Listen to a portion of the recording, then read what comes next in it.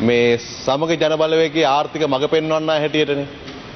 හැබැයි එතුමාට මේ විනාඩි 45ක් වෙන් කරලා මං හිතන්නේ මේක කුමන්ත්‍රණයක්ද කොයිද පැයක් වෙන් කරලා එතුමාව නැති කරලා දැම්මා.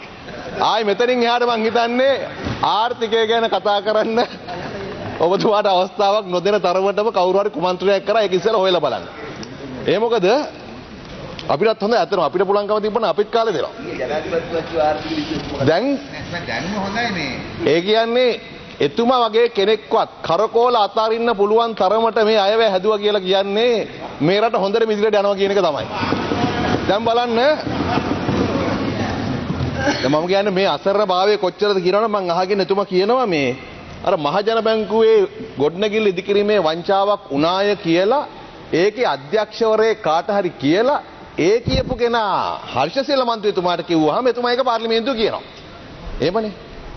ගරු මන්ත්‍රීතුමා ඔබතුමා පාර්ලිමේන්තු අධ්‍යක්ෂකින් බහුල පරිණත මන්ත්‍රීවරයෙක් අර ගම්පහෙන් ආපු අලුත් මන්ත්‍රී වගේ වෙන්න එපා. මම දැක්කා channel එකකට ගිහිල්ලා කවුද ඔය වගේ තොරතුරුවක් දුන්නා. ඒ නිසා මීට පස්සේ අපිට මේ වගේ බොරු කියන්න එපා කියලා තොරතුරු දෙන්න එපා කියලා ප්‍රසිද්ධිය කිව්වා.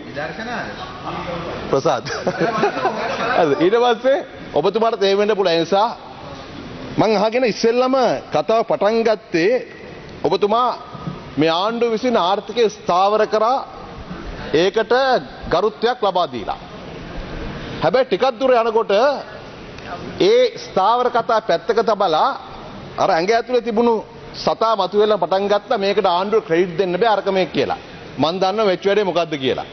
ඊයේ එළියට බහැලා වොයිස් කට් එක දුන්නානේ. ඒ වොයිස් කට් එක ආපු කමෙන්ට්ස් බැලුවාම ඔබතුමායි කියනවා.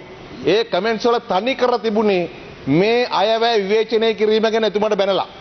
එතුමා විවේචනය කරලා නේද? එතුමාගේ ওই වචන මම කියන්නේ ඒ කමෙන්ට්ස් එක බැලුවාම තමයි අද උදේ කතාව පටන් ගන්නකොට හිතාගෙන ආව කියන්න මේ ආර්ථික අපේ ආණ්ඩුව ආර්ථික ස්ථාවර කරා කියලා කියන්න. එතනින් පටන් ගත්තේ ඒක. හරිද? හැබැයි ටිකක් දුර යනකොට අර